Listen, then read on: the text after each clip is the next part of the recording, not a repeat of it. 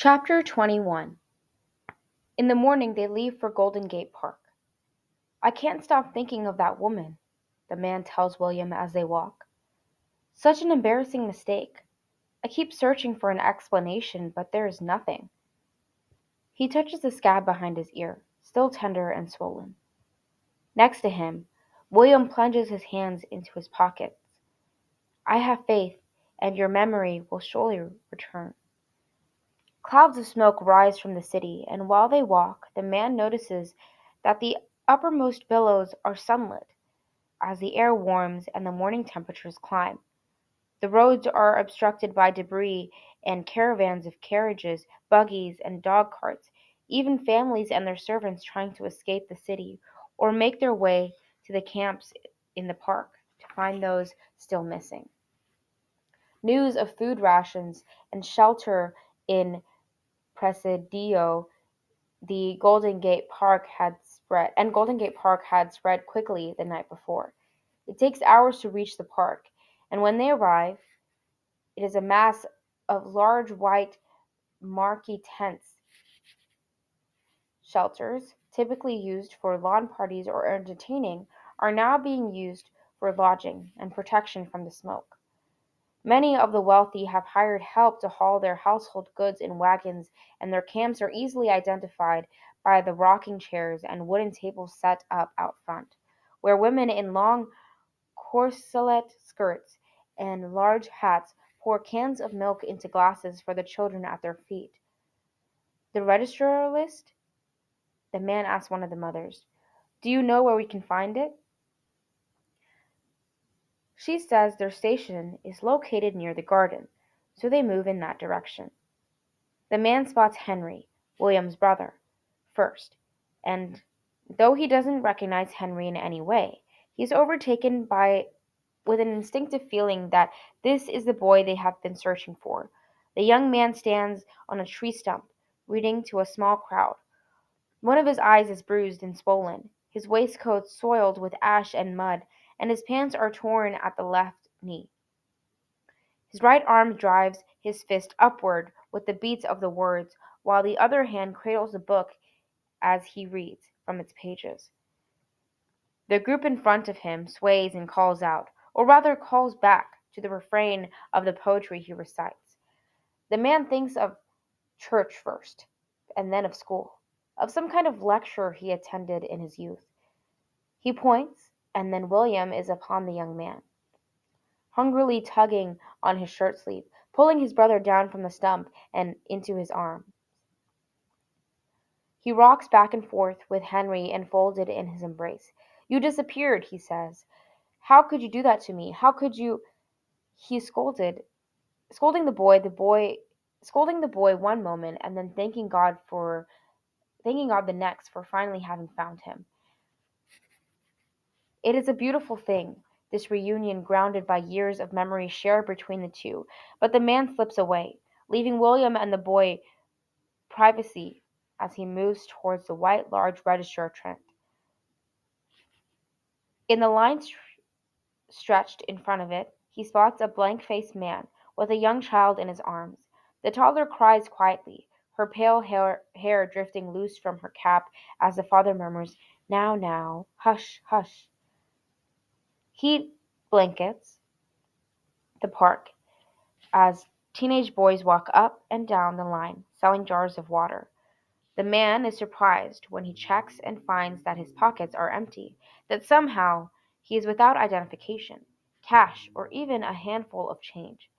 He sheds his coat and unbuttons the top of his dress shirt, taking inventory of his clothes, searching for clues embedded in the fibers. No monogram marks on his lapel, no embroidered handkerchief is folded in his breast pocket. William and his brother approach, William calling out and laughing as if he just stumbled from a saloon, though Henry's face is locked, his eyes downcast and his body tense. Introductions are made, hands are shaken, backs and shoulders patted. "He's fine. Just look at him," William says, nudging Henry forward. "He's here, and he'll be just fine now." He looks at the man. "Thank you for helping me find him." The man smiles, but can't withdraw his eyes from the father in line with the small child. William explains that Henry was walking the streets when the quake hit. He had been to an art show the night before and couldn't rest, so he wandered up Russian Hill to view the sunrise. I found shelter at a friend's house, Henry says. His hand shakes as he wipes sweat from his brow. We were forced to evacuate early this morning, though everything south of Washington is now gone.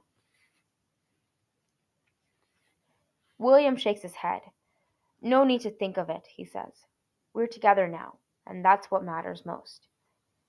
In the line, the child has begun to cry, and the father moves the girl from one shoulder to the other. But the wails grow louder.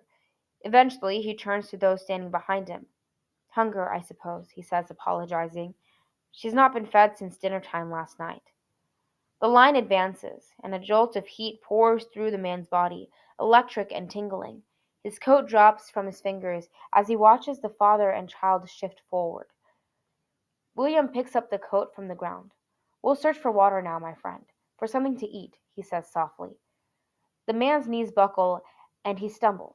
But William catches him by the elbow and says, It's all right. Once, and then again. Finally, a third time. We're here, William says. You're okay.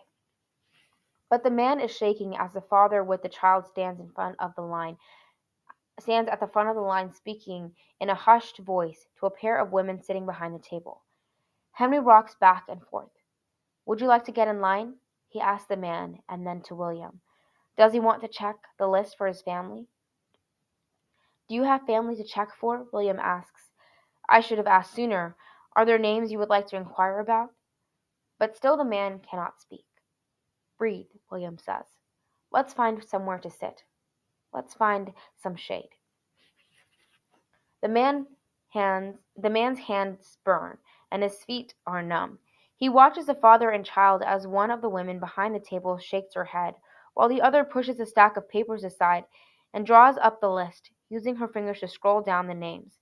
The toddler keeps crying, and the father mumbles, Dear God, dear God. A longer pause, and then finally a rustle at the table.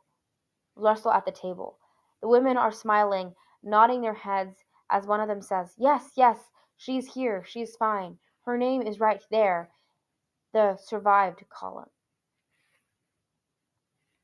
The father takes one of the women's hands and brings it to his lips, thanking them over and over and over again. The thumping between the man's ear dims, and the temperature drops as the air is cooled by a wind rocking off the ocean. Do you have family to check for? William asks again. The man shuts his eyes, knowing suddenly that yes, he does have family somewhere in the city, a family longing and looking for him, a family he is bound to. But the names are lost, and the images he sees are mere shadows, vague outlines of silhouettes he can't quite make out. A wife, a child. I'd like to help, he says carefully as his purpose becomes clear. To join those working to reunite the survivors, he tells William. That's there, he says, pointing to the man with the toddler, who now kneels with the girl, rocking her in his arms as tears stream down his cheeks. I'd like to help make that happen as best I can for as many people as possible, for those still searching for family. And next to him, William nods, as if he understands that this ambition will now define the life of his friend.